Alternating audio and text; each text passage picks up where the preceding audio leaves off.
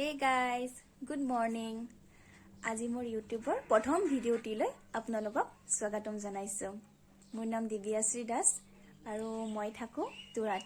এনে মোৰ অৰিজিনেল ঘৰ হয় বৰপেটাত আৰু মানুহজনৰ কৰ্মসূত্ৰে মই তুৰাত আছোঁ।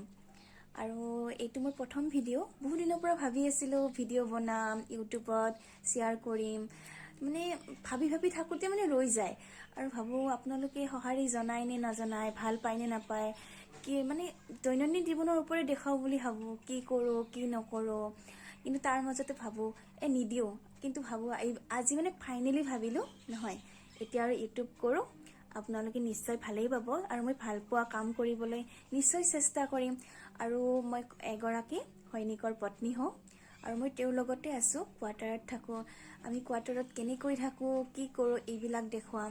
আৰু আপোনালোকেতো জানে সৈনিকৰ পত্নী হিচাপে কিমান মানে জীৱনত সংগ্ৰাম থাকে, আৰু যোনে মানে সৈনিকৰ ৱাইফ হয় তেওঁলোকেতো গম পায় কিমান আমি ছেক্ৰিফাইচ কৰিব লাগে আৰু কিমান ভালো লাগে, বহুত অভিজ্ঞতা হয়।